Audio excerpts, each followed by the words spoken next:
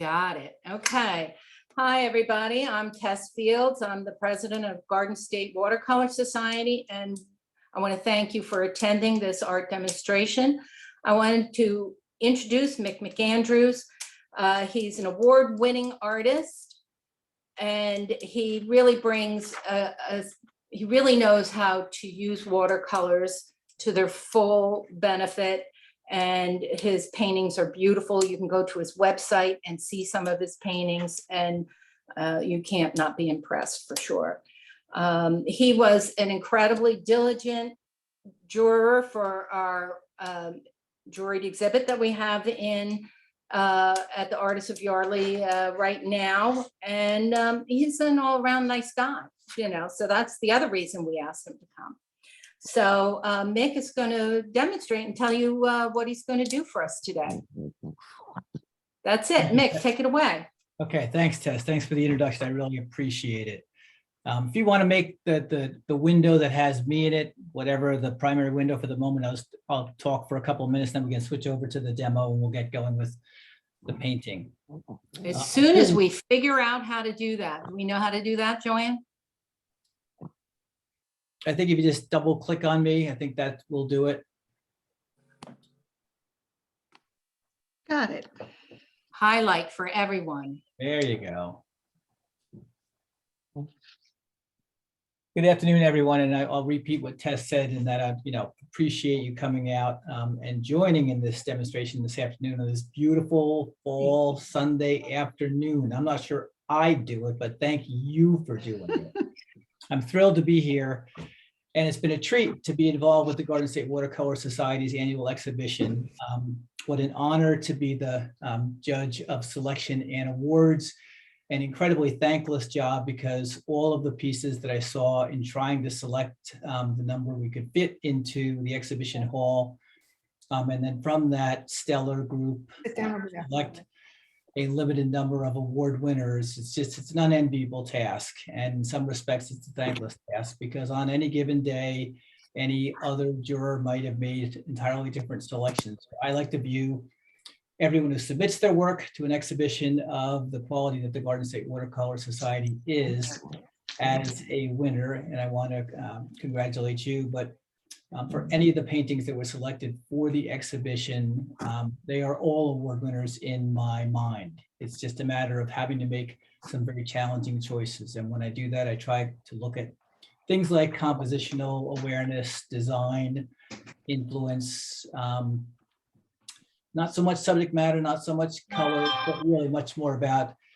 entertainment, interest, and how the artist uses their unique insight to create a work that is really stunning and stops me, at least in my tracks, and where I have to pay attention to really appreciate all of the wonder that's in each individual piece. So congratulations to all.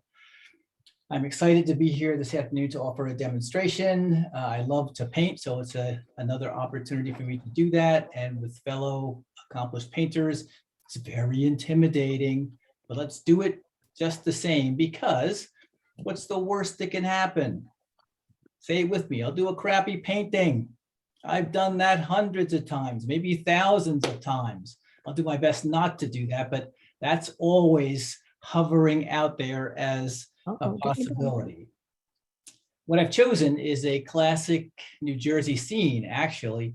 Someone mentioned Pine Shores Art Association earlier, and I have been for the last X number of years teaching 2 workshops a year with the folks at Pine Shores, and they're just great folks, great artists, great folks to work with.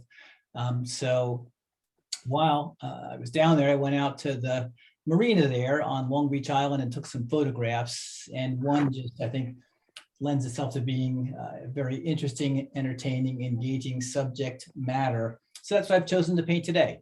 It's a fishing boat.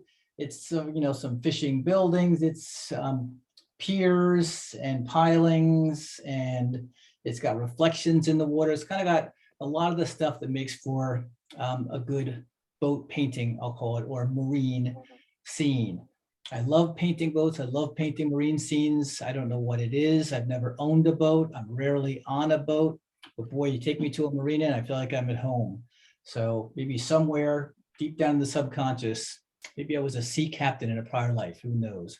But I love painting boats, and that's what I'm going to do today. I've done a lot of thinking about this painting, and I've made some choices. I want to show you in just a second the original photograph that this painting is based on, and what I've done to kind of transform it from what is an interesting photograph into what I think is a much more entertaining and compelling piece of art. And of course, that's our job, right? That's the work that we do. Painting, there's, tools and techniques, and takes a lot of practice and a lot of brush miles to become accomplished at painting. But really the work that we as artists do is in making choices about what goes into a painting, what's thrown out of a painting, where things should be in a painting, how to use our knowledge of composition and design to create a work of art, especially when we're looking at a photograph, because a photograph can be a work of art in and of itself. And if you have a beautiful photograph, there's nothing wrong with putting it into a frame and hanging it on the wall. But for a work of art, it usually takes a lot of thinking and planning to develop something artistic. So that's the work involved. Let me just give you a little bit of insight into what I did with this painting. I'm going to share my screen and pull up the original photograph, which is here. Can everyone see that? Yes. Okay, so that's the photograph that I took at the end of I guess that's the marina there, looking back at the fishing boat. And I loved it because, as I said, I'm a fan of fishing boats, but also the reflections are beautiful. It was a beautiful late afternoon time slot. Love the fact that the pilings, piers are such dramatic kind of vertical elements, but they also have nice design features in that they lead the viewer's eye to the center of interest. Where should I be looking? I should be looking at the fishing boat.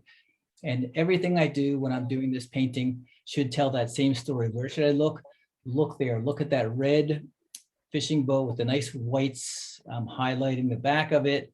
Direct the viewer's eye to where I want them to look.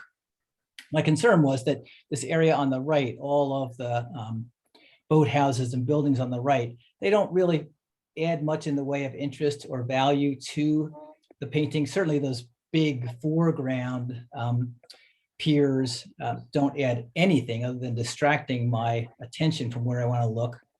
So my first, I guess, decision was to cut all that out, right? Great artists are great eliminators. I forget who said that, but I've heard it enough times to believe it. So this is a horizontal format, landscape format photograph, and I changed it to be a vertical or portrait format painting. I cut all that stuff on the right, or a lot of it, out because I don't think it's doing much to add to the story that I want to tell. So I'm going to go back now. I'm going to stop the sharing and go back.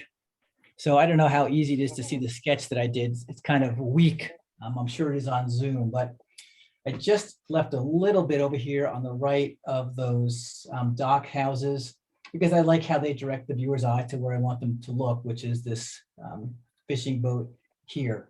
I have enough of these, of the pier and the pilings to, again, use them as subtle design elements and direct the viewer's eye to where I want them to look. Look here, and these large pillars over here on the left, pilings, that's the right word, sorry about that. If I could follow the bottom of them from off the picture plane, they direct my eye right to where I want to look, right here to that boat. Same thing is true with the top of the pilings, right down toward where I want the viewer to look at the boat here. There's even a distant landmass back here, which if you look at the photo, Mick, I don't want to interrupt you, but we don't see the camera that is on your. Oh, we got to switch the right. And move that spotlight, and then. Thank you for that. Thank you. Okay. Yeah. Well, yeah, we could have. There we go. Okay. Hey, now. let's see. I got to put this on.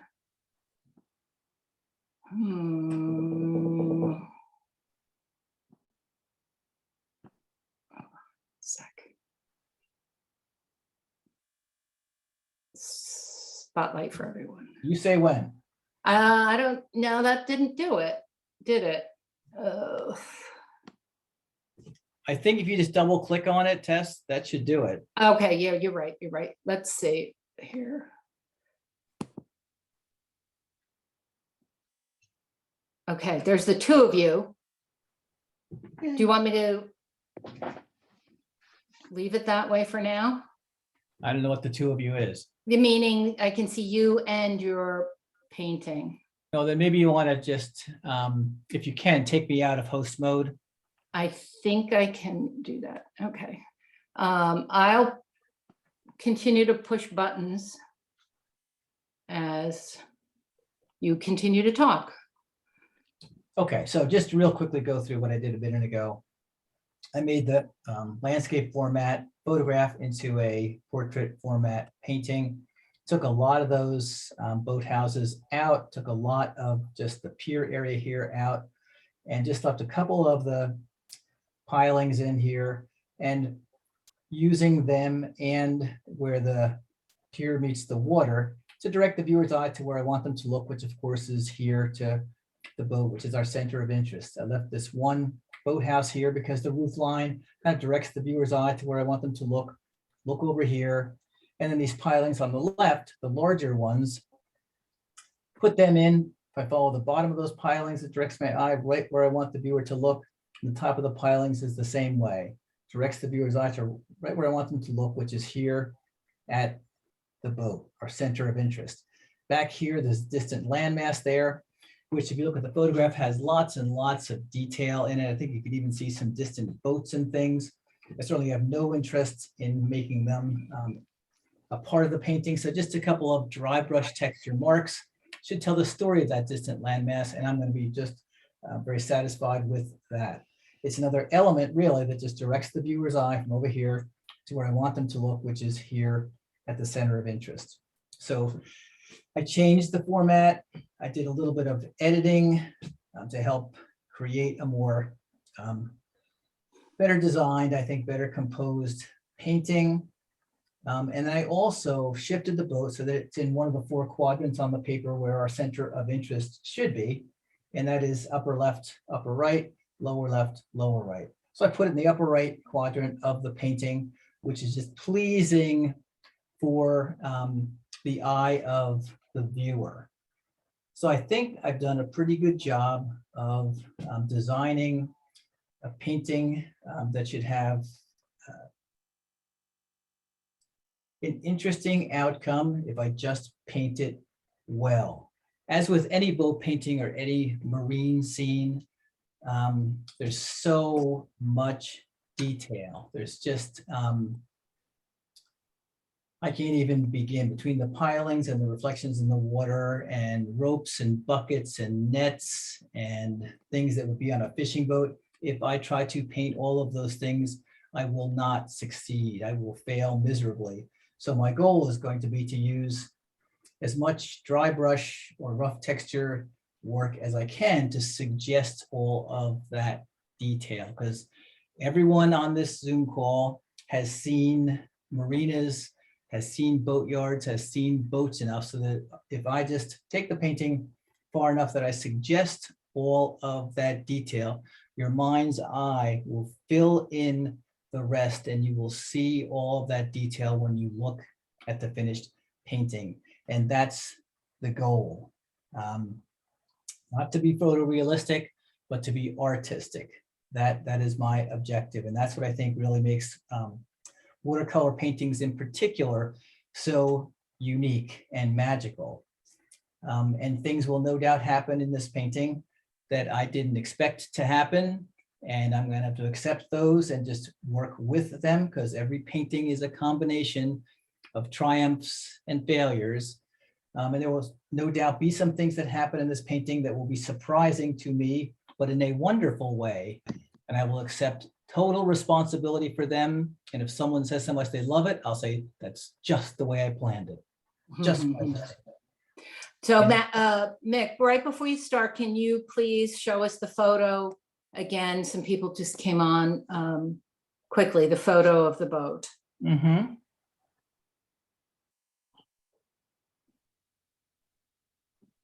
Maybe that might not be easy to do because, oh, there you go. There you go.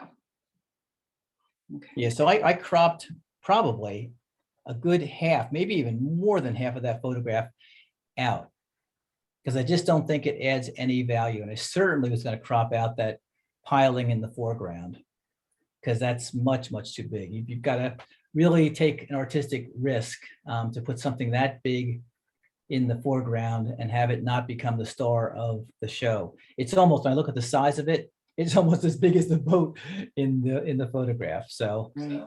edited that out, edited out most of the dock houses on the right, so that the finished reference that I'm using is, and I cut out some of the sky also.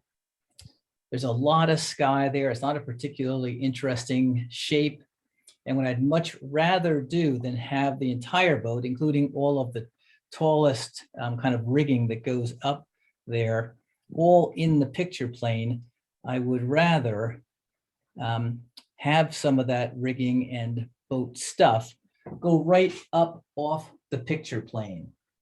A continuation up off of the picture plane, which I think, again, is just a nice artistic touch. Sometimes you're going to have the entire subject matter, whatever it is, within the four walls of your painting, and there's nothing wrong with that. But I would say whenever there's the opportunity to run something off of your picture plane, it makes me, and I think most people who view it, feel like the painting goes on, and that it's a kind of a larger world out there. It's not all self-contained when we're done, that the world continues on beyond the parameters of our painting surface. So I've thought about it, I planned it. I'm not worried at all about color. I have to be worried a little bit about color, but color is not the most important ingredient for me. Even though I have a palette full of 24 colors, count them, 24, I'm going to say something like color is not really important to me, but I really try not to get too hung up in what colors I will choose to use, because it is the values and the value contrast that I employ when I paint that is much more interesting. Try to put the darkest darks and the lightest lights somewhere in here. So again, the viewer's eye is drawn there when they look at the finished painting. So I think that's it. And I don't even have the photo reference here with me. I'm using my phone as a Zoom access to the meeting, so you can see me in case you want to, and I'm using my laptop to drive the Zoom meeting. So I thought about this, I sketched it, I planned it, and I don't want to get hung up in looking at the photograph. I don't want the photograph to drive what decisions I make artistically as I paint. I think I have enough information in my head to be able to do this painting successfully. And the reality is, once the painting is done, none of the viewers are ever going to see the photograph, except for you folks on this call, and you can't tell. So they will not look at it and say, well, where's the rest of the buildings at that marina? Or there was a different, rigging setup on that boat, and I don't see it in this painting. They're going to look at the painting as its own world, its own universe, and they'll believe whatever I tell them, as long as I tell them with confidence. Don't make hesitant, uncertain marks. Make marks that are bold and distinctive. If I tell the viewer with confidence, the viewer will believe me. I think it was Ed Whitney who said, the amateur is afraid of being bold, the professional is afraid of timidity. Love that line. The amateur is afraid of being bold, the professional is afraid of timidity. So we want to paint with authority. And if we do that, my feeling is that the viewer will believe just about anything we tell them. So that's my goal. That's the fun that lay in store. Let's get to it. As with most watercolors, probably put a couple of washes on. I'm going to start with a wash of just the sky, something bluish on top coming down. Maybe we'll try something different there. Why not? I have this new color in my palette. Right after I said I don't care about color at all, I have this new color. I think it's quinacridone violet, which is really, really, really strong. But I tried mixing it with some lavender, which is an opaque light blue. And it actually does a beautiful, beautiful kind of either sunrise or sunset kind of color, I think. So maybe we'll start with something blue-gray up top and then transition down to something violet down toward the horizon line. And it'll be sunrise. Sunrise in Barnegat could be sunset, doesn't matter. If someone says to me when I'm done, that reminds me of sunrise, then it's a sunrise painting. And if someone walks up to me and says, that's a beautiful sunset painting, you know what the answer is going to be? That's because it is. Whatever you say, viewer, especially if you have your credit card handy. Thanks. Okay, here we go. Got a paper towel, got a bunch of brushes, way more than I probably need there too. Got my water bucket here. Let's mix up a little bit of something, what I like to call purpley gray, a little bit of cobalt blue, a little bit of cobalt turquoise, and a little bit of brown madder. And see if we can get something purpley gray. We'll start with that in the sky. And then we'll transition down, we said, to something more sunrise or sunsetting. So how about we'll try this Macadam violet's really strong color. Got to be very careful. It's like alizarin crimson. It's like it wants to take over. You used to release a little bit of it, and it's trying to run the show. Okay, so we'll see how that plays out. Okay, I thought it through. I'm ready, I think. I'm as ready as I'm going to be. What else could go in there? What else? Maybe a little bit of orange. Don't get crazy. Stay calm.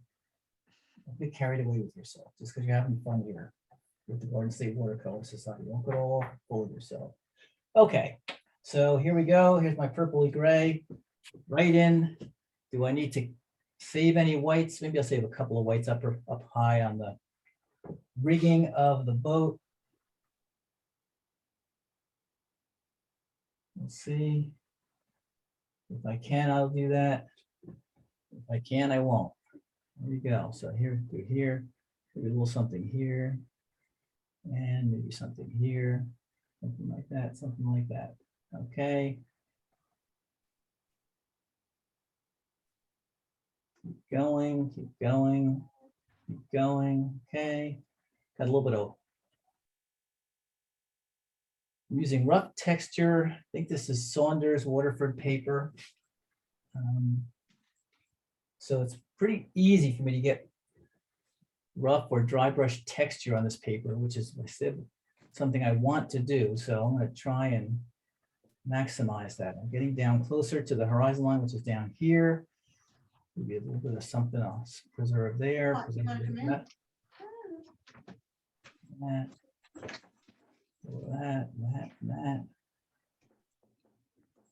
that. And now maybe we can start getting a little warmer. See what this looks like. Ah, looks exactly the same. That didn't change at all. We got to get more serious about something. That's a little better. Something like that. Now, I feel very invested in the sky. I want to make it look so wonderful, which is nice. I applaud myself for wanting to do a good job, but I also know that if when the painting is done, someone says, boy, but he did an awful job on the sky, I will have failed miserably because this is not a painting about the sky, right? This is a painting about a boat. So get the boat right and don't worry too much about the sky. Well, I said I wanted to have something warm down the bottom. I'm not sure I pulled that off. Oh well, failure already. So early in the process, already we're failing. Okay. And this here, I'm just going to pull this down. And we'll just fix. We'll do something with that later. Just whatever. Boat stuff. Think boat stuff. Okay. Sky is done. For good or bad, the sky is done. Now what I want to do, think about this, I want to make that distant land mass, and then I can go right into all this water down here. So if I get a round brush, mix up something, I use a lot of the term purpley gray, but that's kind of what I mean. Something warm and cool together. And see if we can create some rough texture right down along the bottom of that sky area. I'm gonna go with the same three colors. Cobalt blue, cobalt turquoise, and a little bit of brown matter. It's gotta be darker than the sky, right? Thinking a lot more about value than color. But it's a distant landmass, so I gotta be careful about that too. I don't want it to be too dark, because if the value is too dark, it's gonna look like it's coming too close to me, and it's far away. Fast brush stroke, see if I can get some rough texture. Fast brush stroke, just like that, just like that. Fast brush stroke. And just suggest that distant landmass and whatever else is going on back here. Maybe it's a shore town with all sorts of circus or vacation stuff going on, Ferris wheels and roller coasters and hotels and eateries, and makes me want to go on vacation. Okay, keep going, keep going, keep going. Not painting anything, but suggesting everything. All the people who may see this painting are going to know just what a shore town looks like in the summertime, and they can fill all that in for me. I don't need to tell them anything more than that. Now, if it goes in behind the boat there, it should probably come out the other side, right? Even though I'll do other things over here, let's just continue it just for the sake of argument. If we bring something in behind, we should always bring it out the other side. I think of things like chimneys on a house. If trees or something go in behind the chimney, they should come out the other side. Even if it's illogical, our minds will feel better about life if we have it coming through the other side. Okay, good. That's all we really wanted to do. That's enough of that. Now let's do what? Now what, as we say. Now what?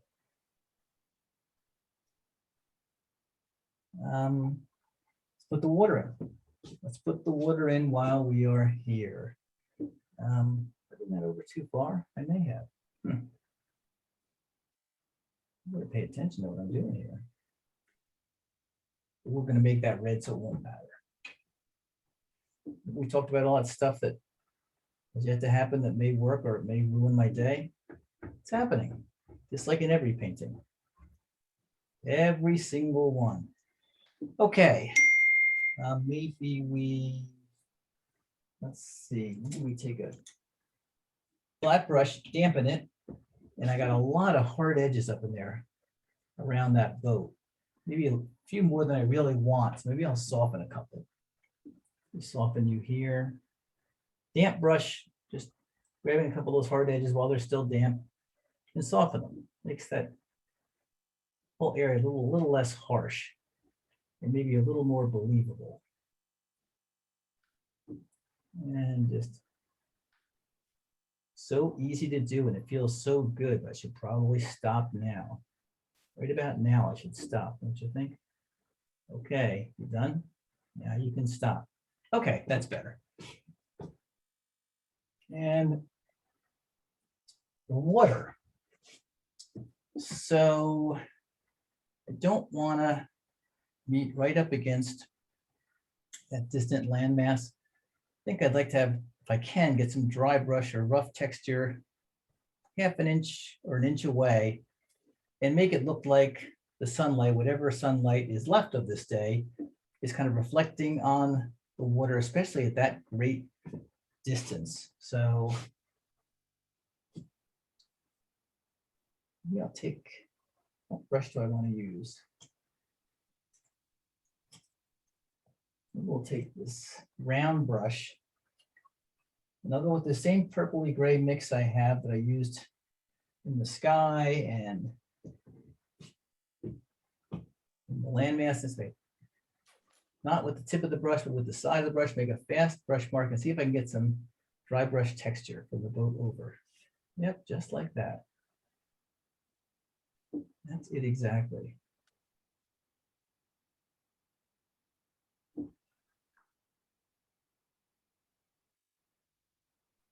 Okay. Now I can afford to get darker as it comes forward, right up to the boat. Darker as it comes forward. And get a larger brush. Darker as it comes forward, but if I can get some more of that dry brush texture, I'd like to do that. Because that all just suggests that's the number 2 finger brush. Very important brush in my toolkit. Nobody ever said I shouldn't use my fingers when painting. Matter of fact, I think in kindergarten, they actually encouraged us to use our fingers. And I haven't forgotten. Okay, we need something darker as it comes down. Now mix up that purpley gray stuff again for at least a little first little bit. Darker as it comes down to the bottom of the page so that that's darker, all right. Whew. It sure got darker, all right. Right over onto the dock posts because we're going to be covering all that up anyhow. We know that. Leave some of that white unpainted paper. That way I don't have to paint all that stuff. The viewer's mind's eye will fill that in for me. Okay, keep going.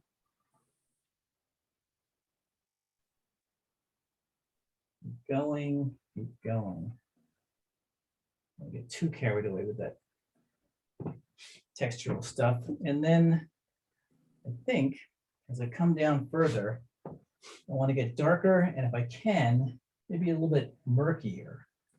Yeah, murky, that's how I want to get. So cobalt blue, let's try some of this raw umber. Makes a really murky combination. That does. Gets kind of on the green side, but that's okay because I'm getting closer to the shoreline. So let's just keep doing that. Yeah, keep doing that. Okay.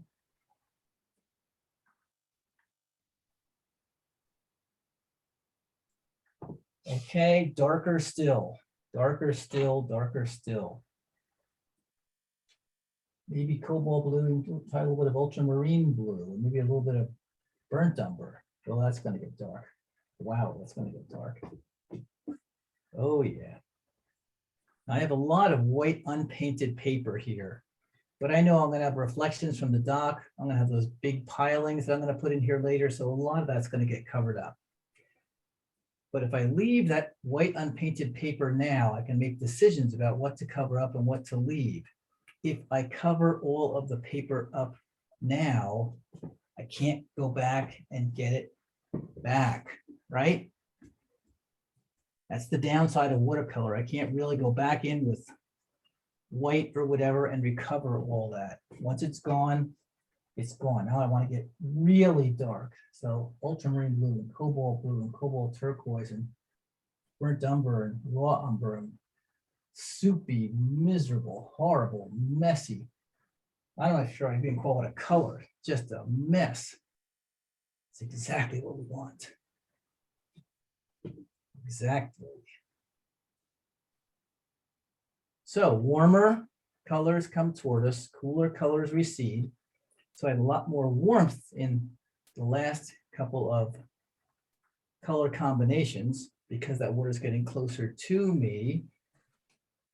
And I can afford to get not only darker in value, but warmer in my hue choices. Okay. Where do we want the viewer's eye to look?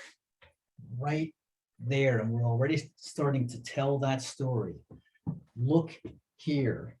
Who cares what's going on everywhere else? Pay attention to what's going on here.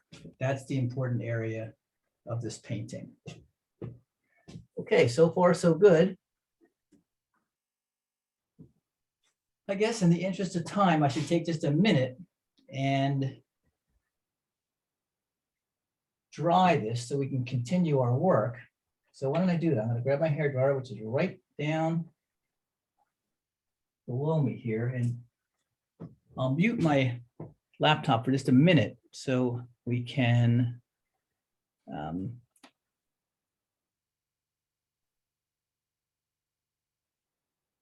If anybody has any comments or questions, you could submit them now via chat.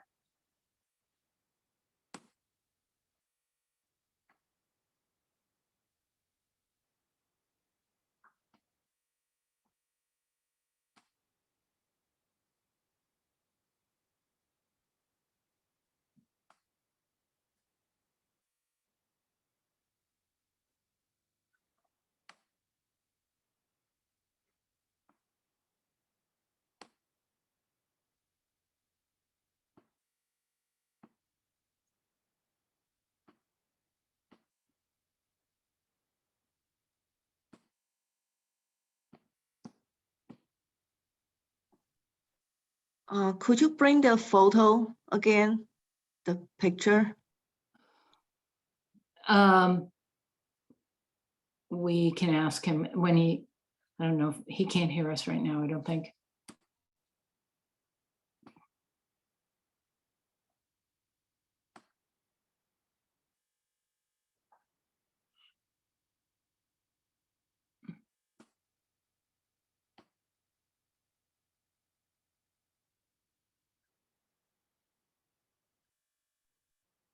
okay, I'm back. Okay, Mick, before you go too much further, can you give us another glimpse of your photo, please? Sure. So you want to see it, but I can't see it. Is that what you're saying? If that's what you want. That's There it is.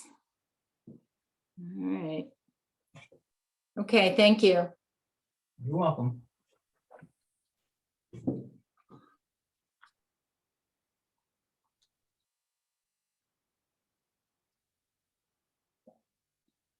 Okay, where to next? Where to next? Let's say we'll work on the right-hand side here a little bit. Let's put that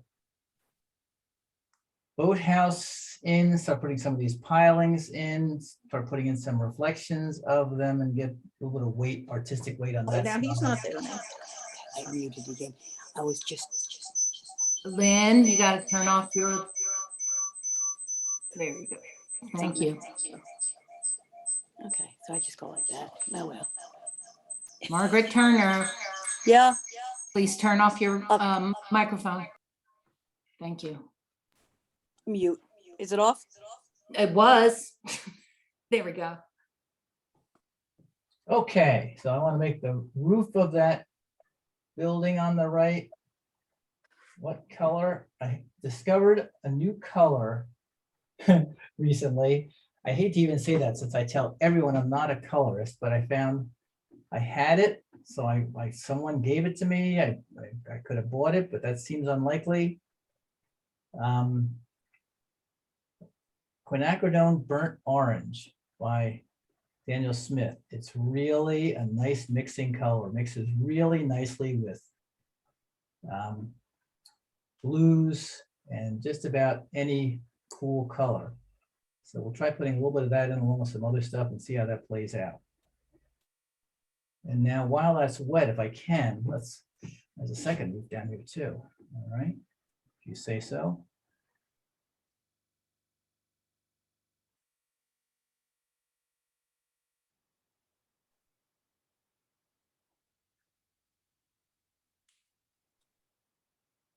noodling around over here. It's really not an important area. Don't noodle. Don't noodle. Okay, and then I think I want this area. The sun's coming from this direction, from the right to the left. We'll have to help tell that story. So now we got to get dark. So maybe some of that ultramarine blue, some of that quinacridone burnt orange. That should get pretty dark for us.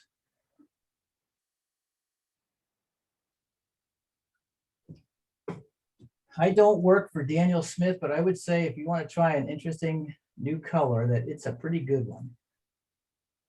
Now, if I can, I want to. I'll be able to. Need a little bit of an edge along there. Okay, and then maybe I'll even drop in a little bit of the blue just for variety's sake. That's pretty dark, all right. And then we'll take this brush. I'll just mix up something darker, come along here. Boom. With those dry brush marks, they tell so much of a story without having to paint anything. And of course, this area of the painting is not really important, not really of any critical importance, so we don't need to get very hung up in trying to make it any more important than it is. We'll value contrast in there, maybe drop some of this in there and this in there. And then I immediately just want to make rough texture brush marks that will suggest all that stuff going on in the boatyard. Maybe what I do here is, I don't know, drop some water in. I wonder what that'll do. Guess what the answer is? It's going to do great things for painting in watercolor. So use water to your advantage. I'm not sure what to do. A good thing to always do or try is just drop some water in.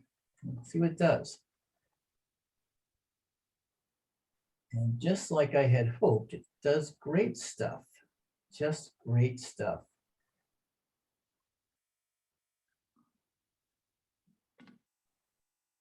Old, weathered marina buildings, just like that. As much as I can, I don't want to paint things. I want to paint shapes.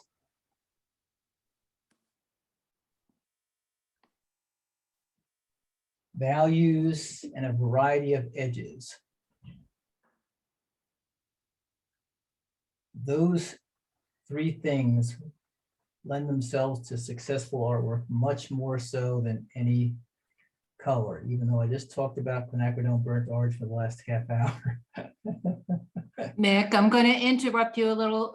We have a couple of comments. Okay. Now, someone, because the sketch was so light, we Uh-huh. couldn't see it. People couldn't see it, but you did have a sketch did. before you began painting. I absolutely did, yes. Okay. And then they want you to name that new color again, because everyone's right on Amazon.com. And so, It's so the could you mention that? last thing you should do, but I have told you. It's quinacridone burnt orange by Daniel Smith. They make a whole suite of quinacridone colors. And you know, my guess is, based on my experience so far with this one, they're probably all pretty marvelous, but I find this one just is a really nice mixing color. So it gets thumbs up from me.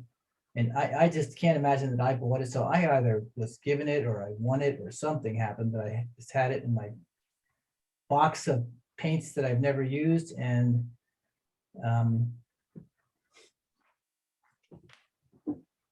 I tried it. I think maybe I was out of burnt sienna. There was a logical reason why I thought to put it in my palette. And then I tried it and said, this is some fun stuff. So, okay, so that's a mess over there. That is a grade A, unquestionable mess, and I'm thrilled about that.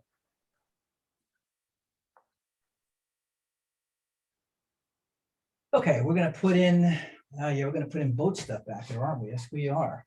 Just a suggestion of other boats. This is a boatyard, a marina, so this is not the only boat. There are other boats here. We're gonna put masts and things back there when this is drier. So we'll just suggest all of that additional activity here at the pier. So how about while we're here, let's mix up some gray stuff. And we'll just suggest a couple of boats. This boat's gonna have that nice red hull, but boats back here are gonna be more in the background. So we'll just kind of suggest them. Doesn't take much. Bring it all the way down, let it connect right to that building, right? Just the suggestion of a boat. Okay, I can run all sorts of rigging and stuff off of that.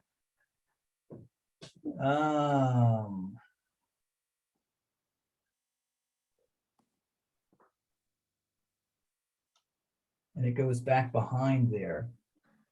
How do I know that? Because I said it does. And I'm the guy painting this, so whatever I say goes. I'm in charge. Just don't tell my wife. Okay, that, good. That's a nice suggested boat. And then I can, let's see, I can put stuff up here that you'd have on the top of the cabin of a boat. What is that? I don't know. But I know every boat has that stuff. So I'm gonna put it in there. And leading down into this building, which is great, connecting those shapes. I don't want to have a building shape and a boat shape. I want to have a building boat. And then I can take, maybe I'll take my credit card. This is a technique I use a lot. Rather than trying to paint the mast lines and things on that boat, I'll just drop them in like that. Just suggest them. Much more painterly way to go about it. Much more painterly. There's one, and there's one, and there's one, and that's a little bit of that, and that, this and that, and this and that. I can take my rigger brush. I'm getting too involved in that boat. That is not an important boat, so I should probably stop. But I can't help myself. It's too much fun. And just some of that stuff and that stuff over there. Just dropping in marks. I'm not painting things, I'm making marks, but I hope are interesting marks. Okay, we'll come back in later. We'll do more of that kind of stuff back over here, but that's our second boat. Right, now we got two boats. We had one, now we got two. I can take my paper towel and dip it in there and maybe just change the value a little bit if I think it needs it. While it's wet, I can do anything in watercolor. When it dries, that's when I get into trouble. So when it's wet, manipulate, do what you want to do. Okay, let's say let's put in pilings in that over here. It's a little wet. If I put pilings in now, it's probably going to be a mess. Yep, probably going to be a mess. But I don't want to wait. I don't want to put my hairdryer on again, so let's try it. See if we can get away with it. Something dark. A good dark for me is ultramarine blue and burnt umber. Makes a nice, rich, dark. I can try and lean it toward the cool side with the ultramarine. Lean it toward the warmer side with the umber. Put some of that raw umber in there also. I'm going to try and get as much of the water out of my brush as I can and see if I can get a piling in. I want the pilings to direct the viewer's eye, right? That was my whole reasoning for putting them in. Direct the viewer's eye to where I want them to look, which is here at this boat. So let's just try it. It's not going to work. That's okay. Doesn't work right now. It'll work later. Just I want to make a nice fast brush mark and boom, piling. Yeah, not bad, really. Even got a little bit of rough texture in there. Lucky me. really dark pigment. Get dark. Come on. We're playing around. Dark. Going right into the pigment wells and to the paper. I'm not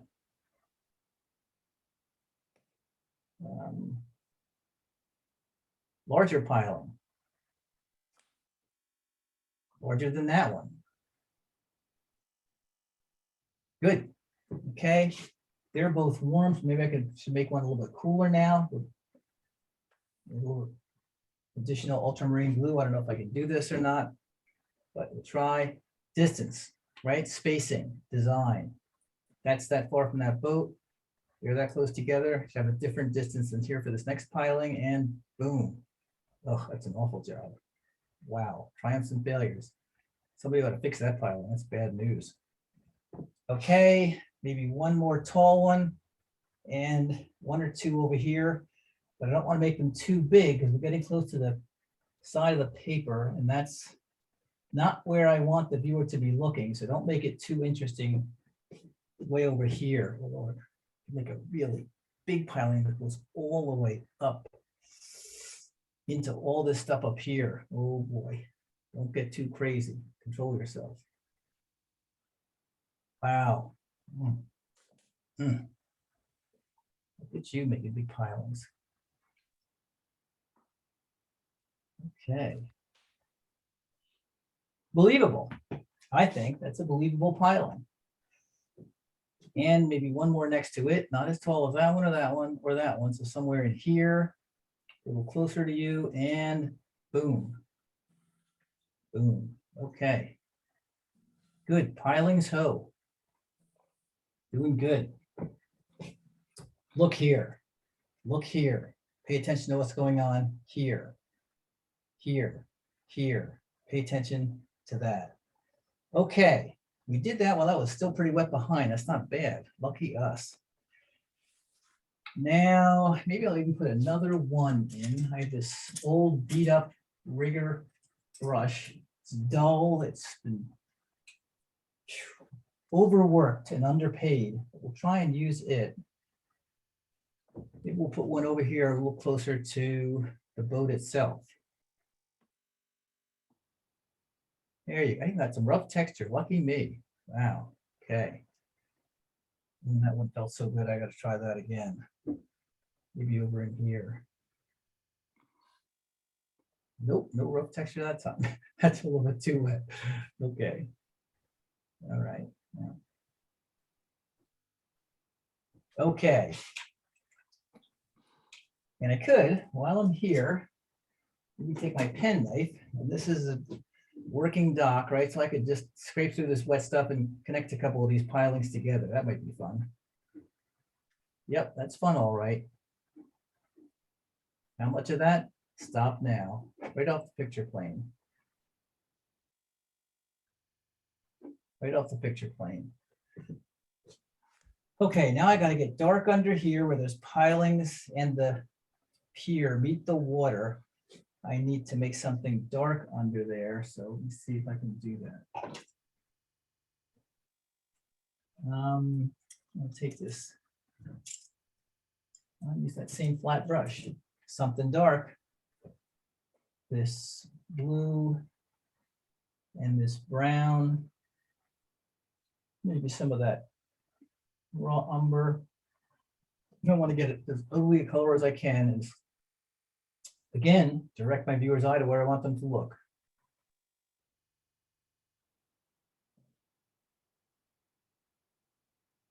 Look here. Taking the brush and scumbling it here so it's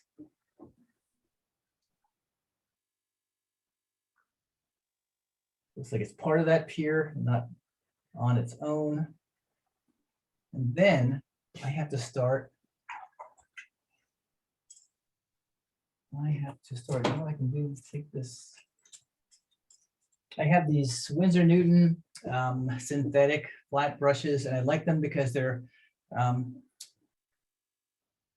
very durable. They last a long time, but they also have this chiseled end that I can use it to scrape lines in. So if I take this and just maybe scrape something in here, so it looks more like a working dock again. Just lines. working dock.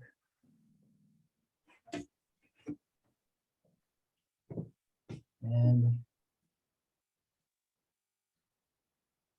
well, it's wet. I can do anything. Certainly trying to prove that. And then we need to start reflecting down, which means we need to put some really dark pigment underneath there. What color? It doesn't matter. There's some blue. There's some of that raw umber. And I'm trying to go directly from the pigment well to the paper right now, because I want this to be dark, right? I said dark, I think I meant it. So dark. And reflect all the stuff up above, dark. Ooh, that looks a little, that looks a little dark. Some water in, maybe not quite that dark. I'd rather get too dark because I know how to lighten it. If I get too light, it's much harder to then make it dark. Herman Pickle is a pretty well-known Australian watercolor painter. If you're not familiar with his work, it's worth looking into.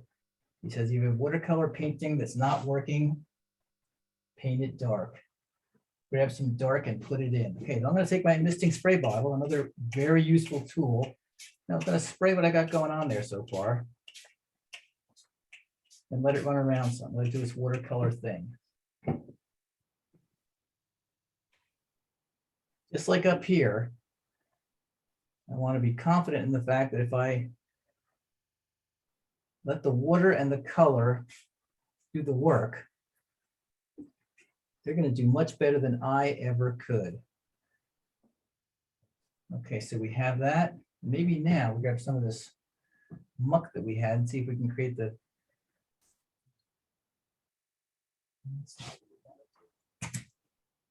What I want to try and do is create the reflection of those pillars. So I'm getting some blue and some brown, a little bit of that, and just down into the water.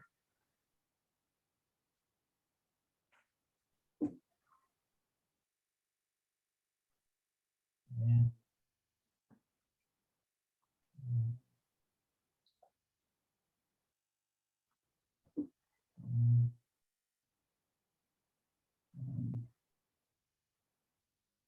Okay. Now, while that's wet, roll it down with the paper.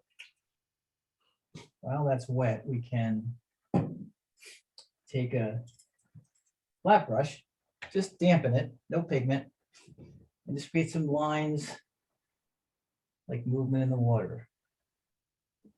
Right? We're in the water, so we can afford to make it look like water. These are very intoxicating, so just a couple usually does the trick. Don't get carried away, like I should stop now. Or now. Okay, good. Again, not a critically important area of the painting, so I don't want to make it any more important than it is.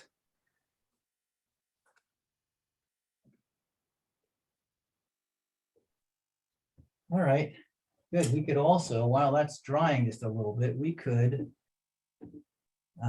put these pilings in, big pilings.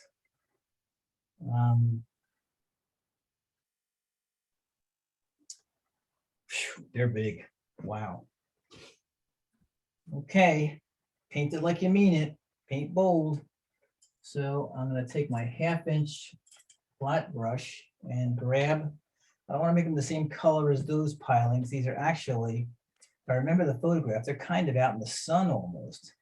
So they need to be dark, but not as intensely dark as those if I can. So I'm going to try that cobalt blue and raw umber combination. See if we can get something that looks like it's old and weathered, as these pilings are. It starts there and comes down to here. So, and I want to try and get some interesting texture in them. I'm not going to paint them with, down at the end of my brush, leaning over with my head in front of the camera, trying to get the mark correct. I want to paint them like I painted those pilings with authority. That's a piling. That's a piling. If I tell you with confidence, you will believe me. And I don't mean you literally, I mean anyone who winds up seeing the finished painting. So pilings, right? They don't have any particular look. They're just big verticals. So as long as I make them a big vertical, they're going to look correct. Right, there's a piling. And I have another one right next to it. I'm going to grab some of those blues and some of those browns and put it in. It's about this tall.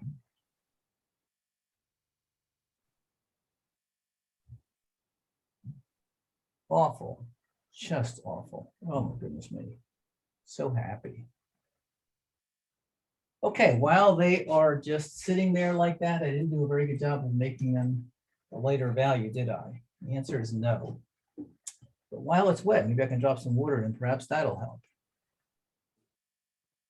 Usually water makes a dark value lighter, so let's see if it's true. Can't hurt. And I got a lot of umbers in there, and umbers are granulating colors, so maybe it'll make some interesting textural marks as well. But while they're wet, I can get away with anything. It's only when they dry when the jig is up. So I'll do that. Right down to the water. And then, like I did with these pilings, I can tie them together, right? Let it come out the side. They're a little wet for that at the moment, but oh well, tried it. And then I can even take my rigger brush and grab some of this mucky stuff. And it almost doesn't matter what I do. Just any marks I make are going to be believable. There's nails or something in the top of this, just incidents at the edges. Tony Couch, I think, calls them incidents at the edges, something to break up the monotony. This is some sort of a wire tie that comes off the side, and maybe it even hangs down into the water like that. Anything you tell me, as long as you tell me with authority, I'll believe you. Tell myself that over and over again. All right, that's enough mucking around with that piling. Now what we need to do is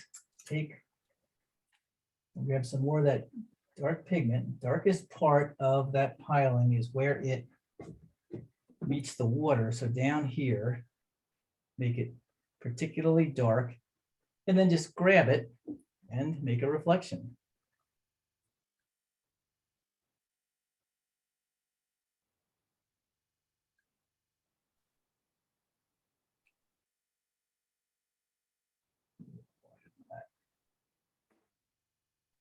Just some horizontal brush marks. And then I can take this and just a damp brush. You don't have to be perfect. There you go, that's better. Better, a little imperfect perhaps. And I think I will probably come back and put another wash in this whole area down here in time. So knowing that, not too worried about these reflection marks at the moment. Just as long as I marry that piling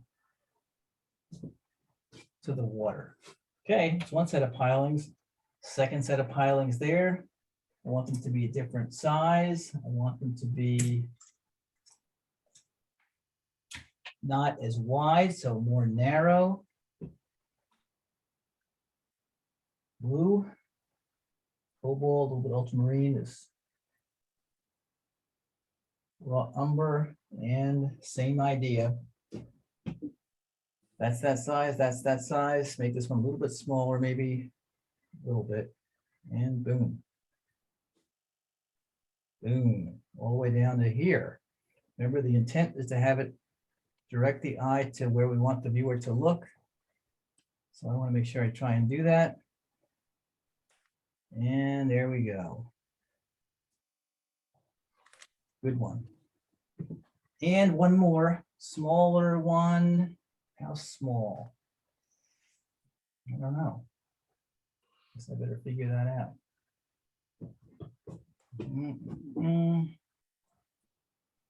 You're directing the eye, doesn't need to be up here, but maybe there's a little bit of a separation between you two. Not quite so joined at the hip.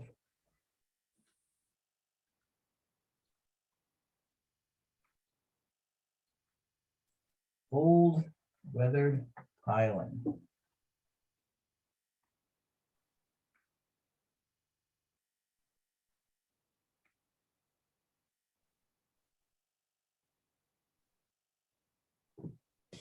Okay.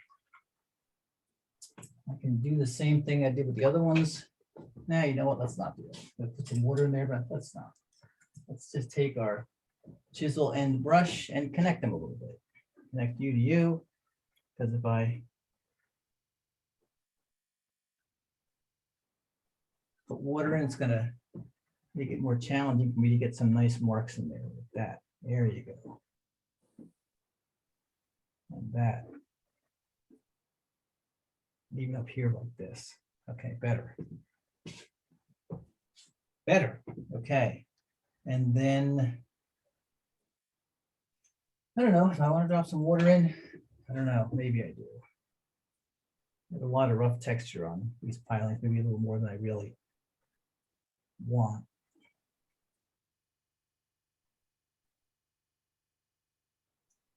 Rough texture and old weathered stuff like this makes it look like sun reflecting,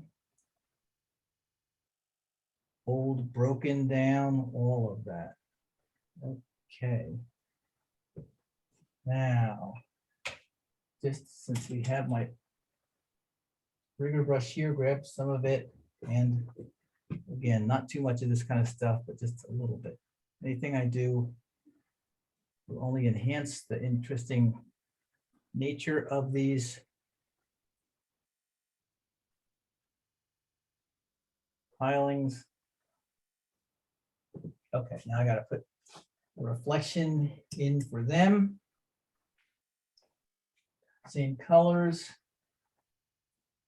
How we doing on time, Tess? We are just look, that's so funny. About 45 minutes Left? left. Okay. Yep. I talked for too long. No, you didn't. You're perfect. I do that all the time. I tell my wife all the time that I'm a quiet, introspective man. And she goes, oh my God, you never shut up.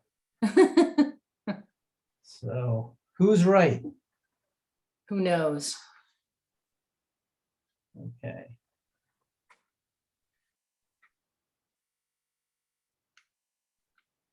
And again, I think I want to just take this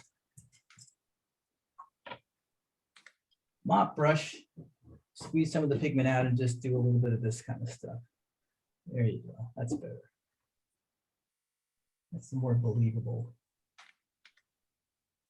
Don't take all the pigment out. Don't get carried away.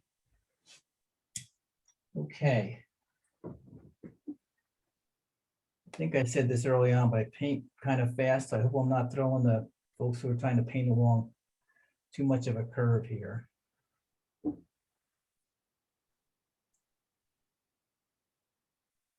Okay. Okay. Look here, look here, look here, look here, look here, look here. Everybody's telling me where to look, but I don't have anything interesting to look at. So don't tell me where to look and then don't provide me with something of interest to look at. So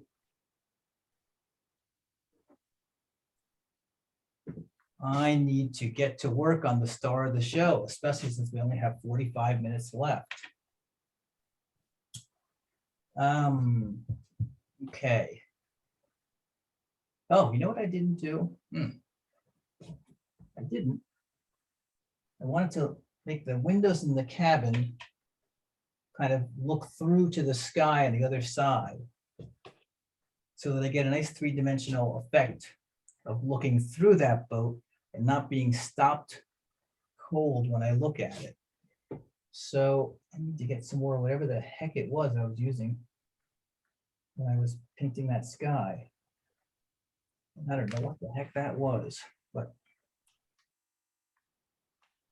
that's close enough.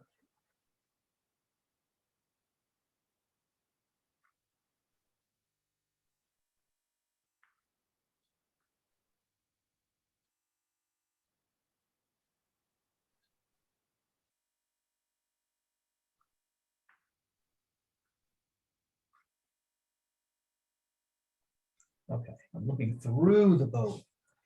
That's the idea. Guess what color that is? You'll never guess. But you're right, an aquadome burnt orange.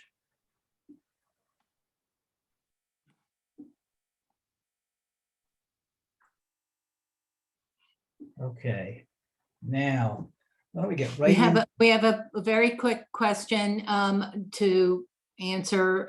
You did not use any masking fluid, correct? That is correct. Yes, you just carefully left some very key whites. That is correct. You Okay. mean up in here, this sort of stuff? Yep. Yep, just with, when we were putting in our sky, trying to cut around the boat a little bit, and then trying to use dry brush or rough texture brush marks in here and in the water to suggest, and then back there on that distant landmass.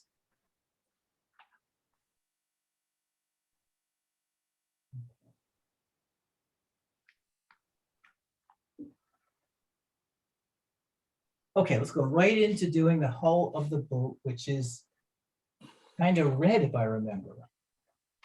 So let's see what that burnt orange and this cadmium red and maybe a little bit of that brown matter. Just a couple of warm colors and see what they look like. I imagine they're going to look red.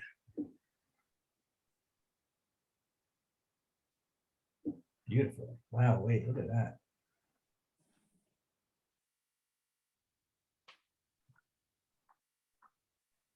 Stunning red.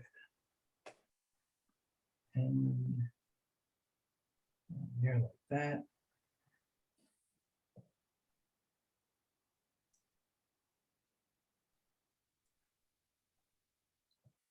That's a little intense, but that's the star of the show. If we're going to be intense, that's the place to do it. Now I'm going to get this slightly smaller flat brush. I'm going to take some more of this intense red and maybe add a little bit of that burnt umber to make it darker, and even a little bit of that ultramarine blue, which I'm running low on. Because I think the way this boat hull is, it kind of turns down or in a little bit. It'd be nice if we could get that effect by getting this a little bit darker down here. And maybe if we're really lucky, leave a little bit of a white unpainted line there. What is that? I don't know. It's just a little bit of something different. And I'm catching some of that runoff up above, and it's running down into my lower part of the boat. I call that lucky. Also angles down a little bit.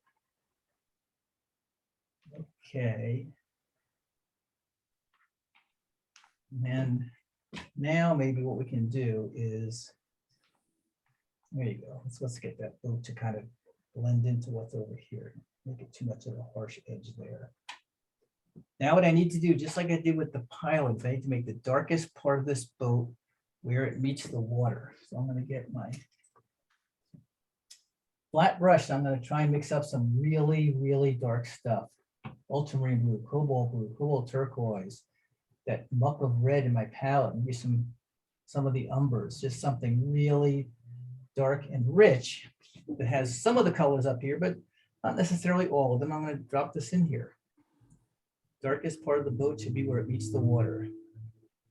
And next time you're in the marina, take a look. I think you'll find that that's true. That marries the boat to the water so that it does not look like it's sitting on the water, but it looks like it's sitting down in the water, which is in effect what boats do. And I just want to make some interesting reflection marks. Like that.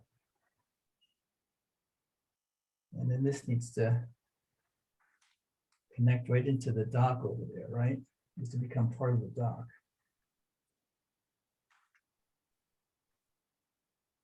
So the boat and the dock are one. Okay, that's that. I guess with that warm stuff, since it is a reflection of that warm stuff up above, do a little bit of that. And then we have this much lighter area up above. So how do I do that? I don't have any idea. So just try and lighten up some of what we got there. Lighten it up. Lighten it up.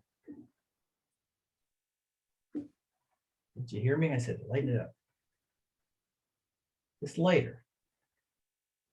Lighter.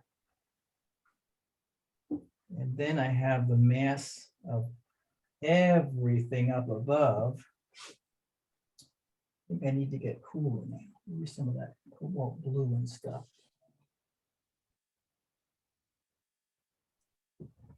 That's a lot of warm. There you go, something cooler.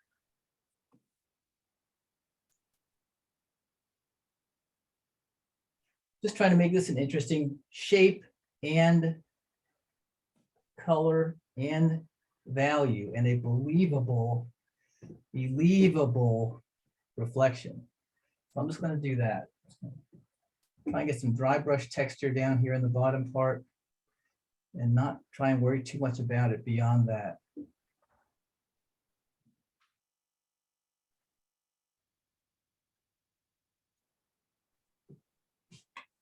Okay, now I'm going to try and soften some of that. Want some reflections and stuff off of that.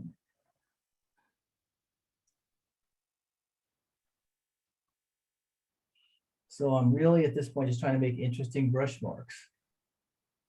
Interesting brush marks. Interesting brush marks. And what I can do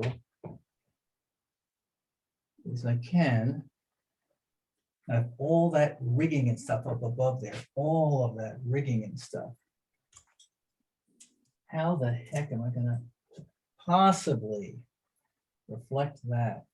Just gonna grab some of this dark stuff I have in my palette while this is all still wet and see if I can just suggest some of that. Just the slightest suggestion. Don't want to get too crazy about trying to capture exactly what that stuff is because I'll never do it.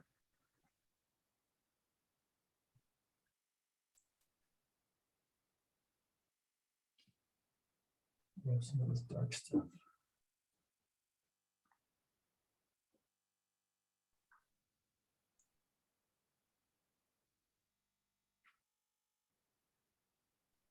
While it's wet, I can do anything. When it dries, I'm in some trouble. Take my flat brush again, just dampen it and create some interesting marks down here. And I think I am going to go over this with another wash. So I don't need to worry about that too much at this point. We have a question about what color you used, I believe the red of the boat. What did you use? It was a combination of that quinacridone burnt orange, cadmium red, which is a very, very intense red. And I think I may have put in a little bit of brown matter. So just, I was really just striving for something warm, red, but beautiful. Just a couple of more marks in here. Nice. There's movement in the water kind of things. So we had down here.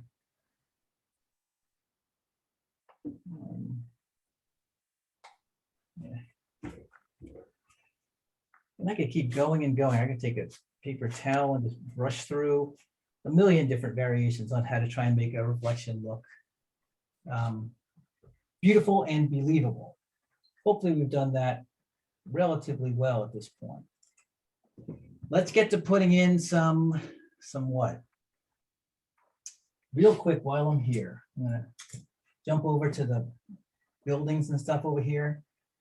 Mix up something dark, a little bit of ultramarine blue and a little bit of that burnt umber, just something dark. And with my old rigger brush, I'm gonna draw out as much moisture as I can. Just put in a couple of suggested windows and things in here. Since it's dry, there's a window, maybe there's a doorway.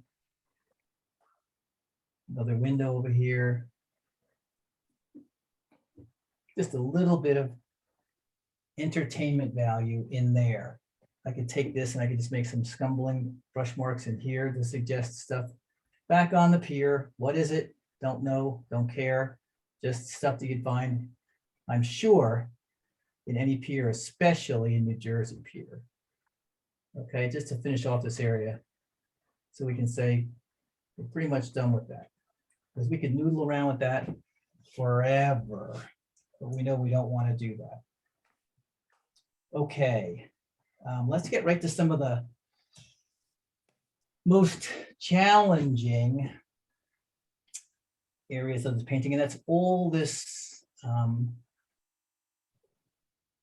masked work in here. Let me stop and think for a minute. Do I want to do that now, or do I want to put? These windows are still kind of wet.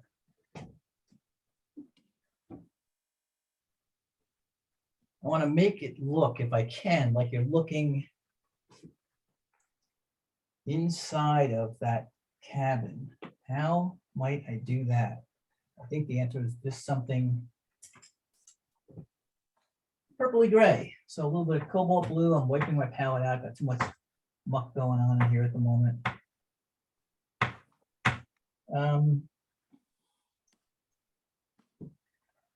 That's going to be the cobalt blue, a little bit of cobalt turquoise, and a little bit of brown madder. And not a dark value, a light value, just enough to distinguish between this stuff out here in the sunlight and maybe the roof. Something like that.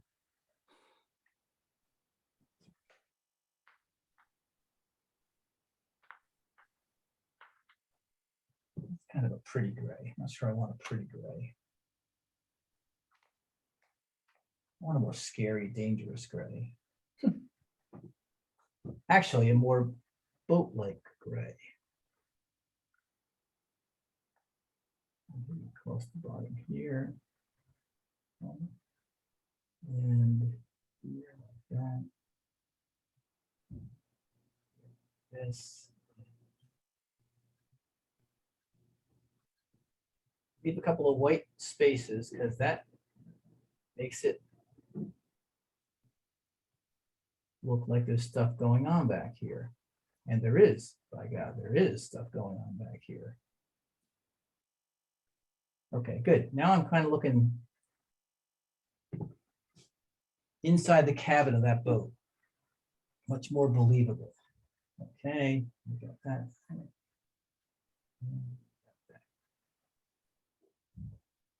Okay. The windows weren't dry, so it bled right down into those windows. Oh, well.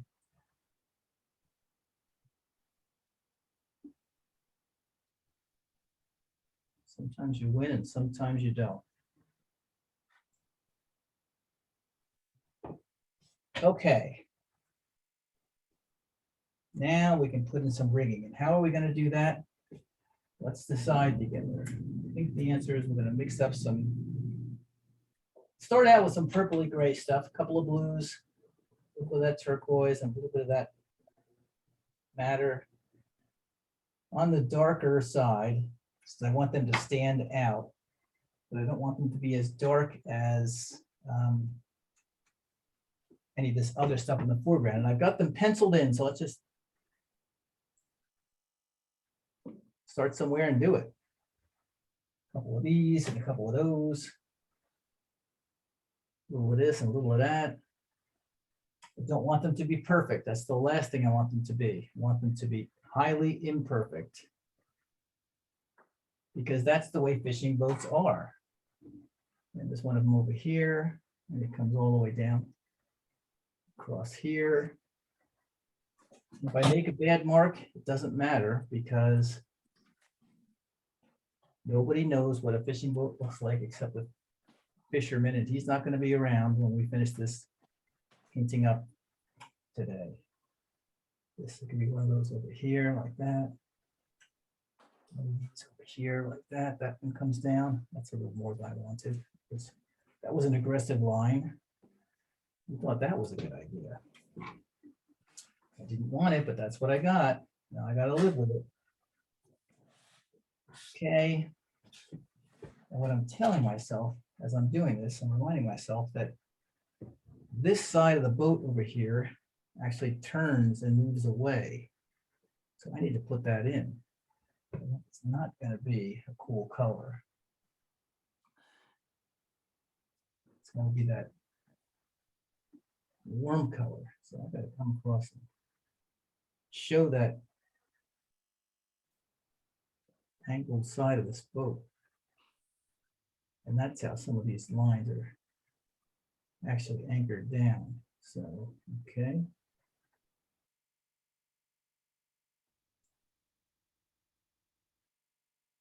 Okay.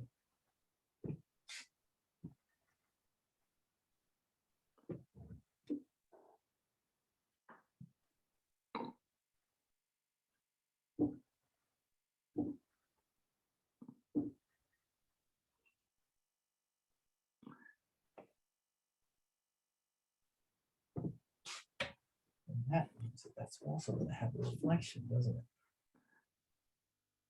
It does.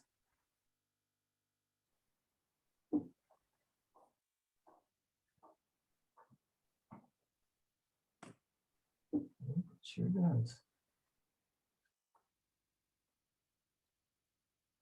Okay, better. Okay.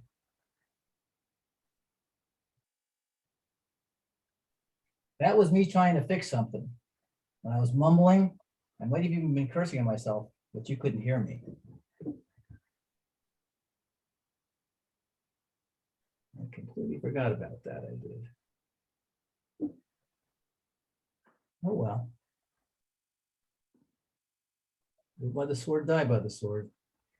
Okay, so we were making all of these interesting rigging lines. We should continue doing that. This one that goes from here down. This one that goes from here down.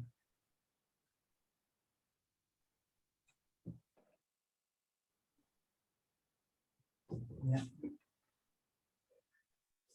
We have to connect all those at some point also, but for now, that's what we need to do. There's a rigging line that goes across here, not rigging, but a line that holds stuff up, a stuff line. There's one of those there.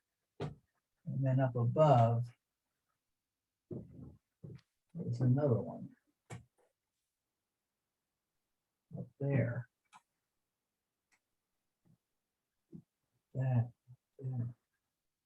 that. And then more of those lines go right up off the picture plane. Right up off. We have those like that, and they go right up off the picture plane.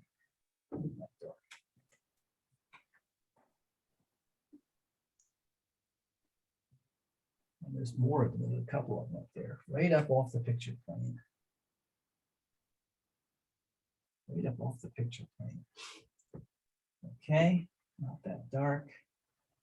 Like that. 1, 2.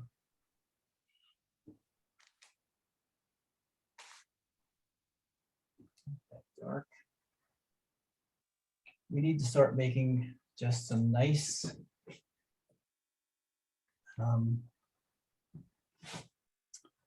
rigger brush marks and try and bring some of this all together. So let's mix up some gray. There's some blue and some green and some Brown matter, mix up something gray. And then take my rigger brush, grab some of that, and connect some of this stuff. These have marks up above. Things that hold them together.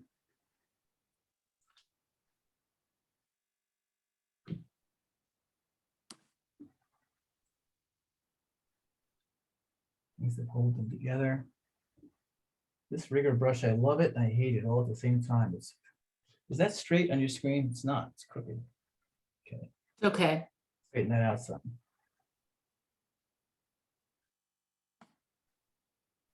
Some of those things up there, probably lights or something for seeing at night if we're out doing night fishing. And all sorts of rigging line that runs around on this boat.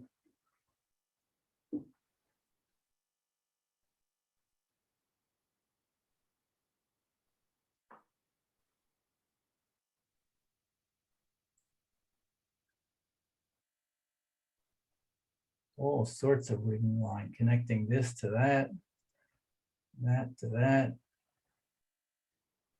A fisherman might have a fit, but there's no fishermen here, are there? Please say no. Okay.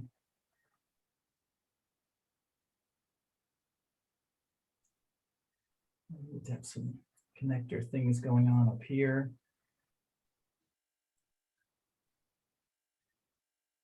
And we need to have some lights and things on the top of our cabin. Things going on there, incidents at the edges. All sorts of rigging and things going on over here. Rigging and things going on over here as well. Stuff that all of this is connected to. Let's see. Probably something on top of this.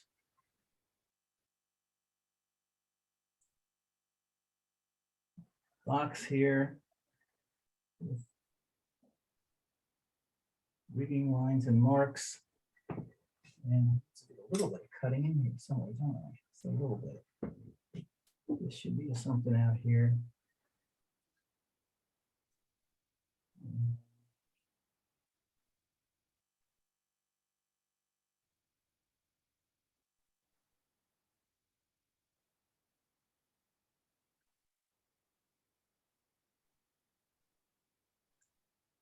And then we said the sun is coming from this direction, so we should probably have a cast shadow of some kind across this. To tell us a little bit about the positioning of the sun. And this is a little tough to back in here.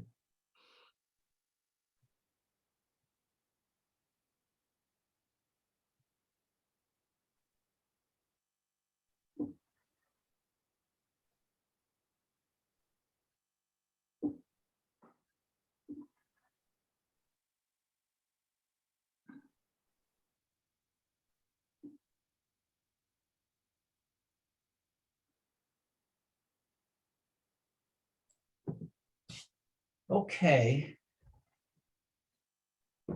So the question becomes, how much more do we need to do to tell our story here?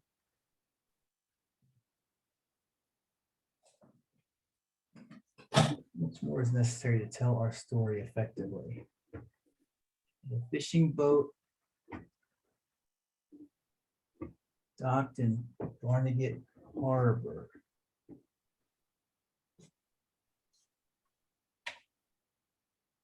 I said I wanted to put another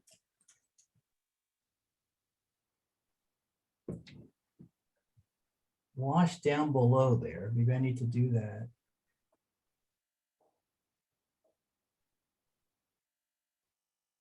I'm putting in that kind of boat stuff for hours. Oh, I need to put in some masts and things back here to indicate other boats. Back there. Back behind.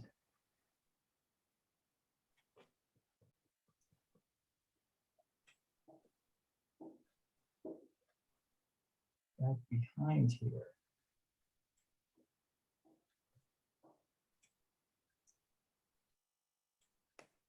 Not all the same size and the same distance apart, though. And then just a couple of lines to connect some of them.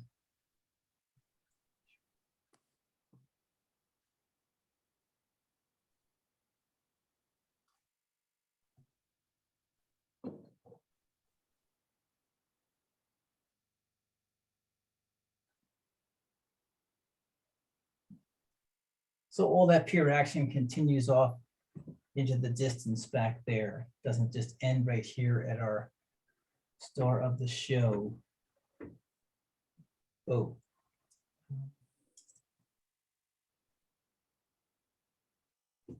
Let's see.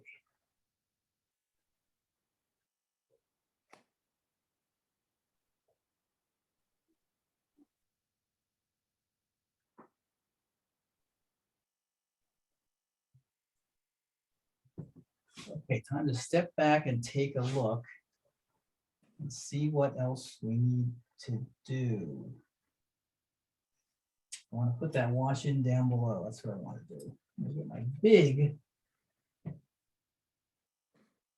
mop brush. I'm going to just spritz this area down here lightly so I don't create a hard edge, but I can create a nice soft edge. I want to grab some of those blues and some of that umber stuff, burnt and raw umber, some of those blues, and just darken this area down here.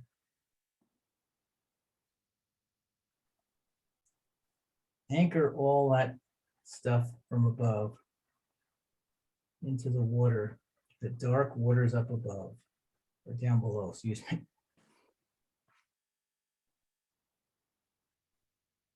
That further directs the viewer's eye to where I want them to look, which is up here, not down here. I can take my misting spray bottle and maybe we'll get really lucky and I can just create some of the suggested reflections of that boat stuff just using water. Let the watercolor do the work for me. Don't feel like I'm in this alone. Let watercolor work for me. Let's see what that does. Okay, so any questions? Are we doing okay so far?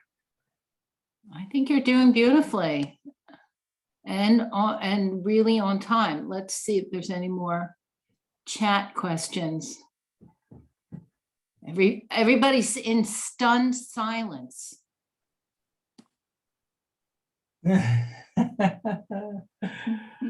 That sure sounds good, but I'm not sure it's based in reality. Quiet awe. Just putting in a couple of maybe darker textural marks here and there just to make this back of the boat pop a little more.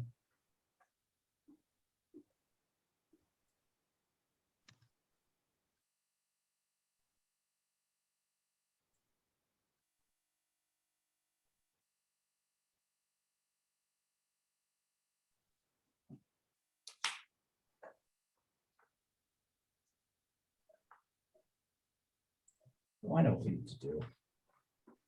We need to take our rigger brush, dip it into Jaune Brillant, which is a warm white pigment. Holbein makes it very, very versatile and useful. And we can say our boat is tied up, right? It's tied up to these pillars and posts. And this is a working boat, so maybe there are some ropes and things hanging off the back.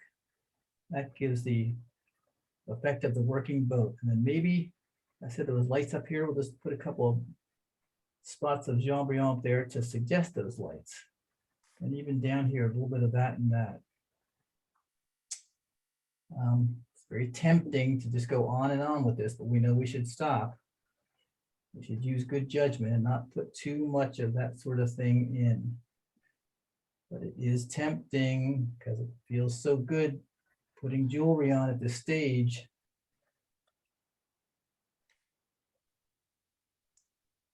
Can stop now, that's enough.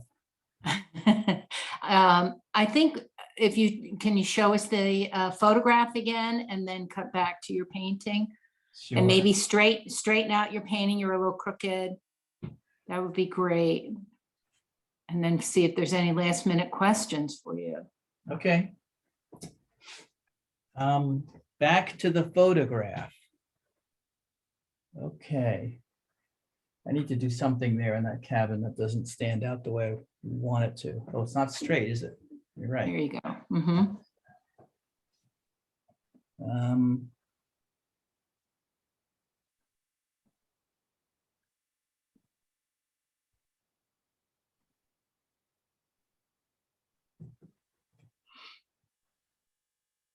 I like your boat better. Thank you for saying that.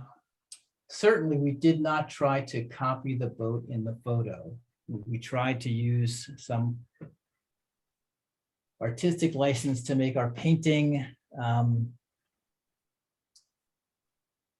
significantly different from what's in the photograph, but inspired by the photograph, more of inspired by the photograph than really trying to copy the photograph. I think it was Ed Whitney, a very famous watercolor painter and teacher, who said that if we try to copy what we see in a photograph, we become tick-tock painters, meaning tick, we look at our photo, and tock, we try and paint it. And it's not necessarily the most painterly way to go about this crazy activity of painting. Inspired by a photo? Absolutely. Trying to copy or render exactly what's in the photo, don't think that's a formula for success. You've got some comments that say beautiful, love it. One question is, what is the size of the paper? A quarter sheet? It's a quarter sheet, yep. Okay. Yep. And the question is, someone who missed the very beginning, did you start with wet paper?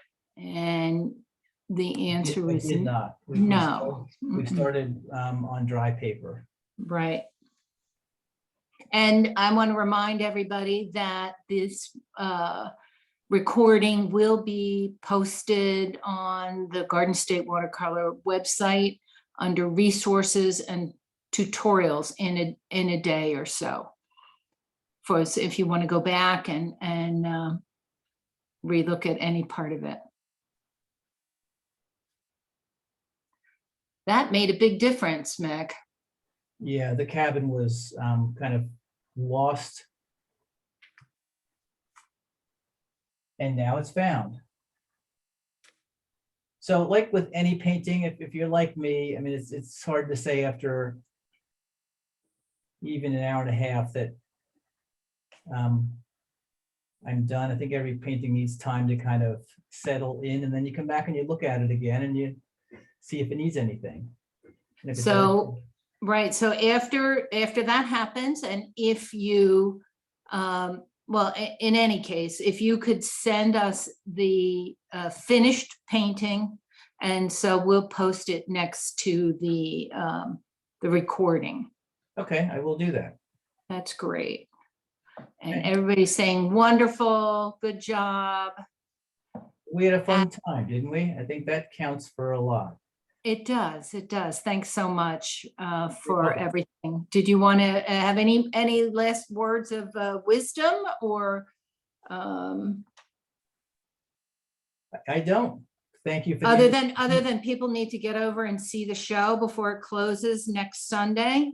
everyone should go see the show. It's fabulous. It is, well it worth well worth the investment of time. and Exactly. energy. It really is. and you did a great job for us. So I think we're going to say thank you, and we're going to close the this thing, whatever it's called. It's called The Zoom session. the Zoom session. That's right. So thank you so much. Everybody says thank you. Lots of good tips.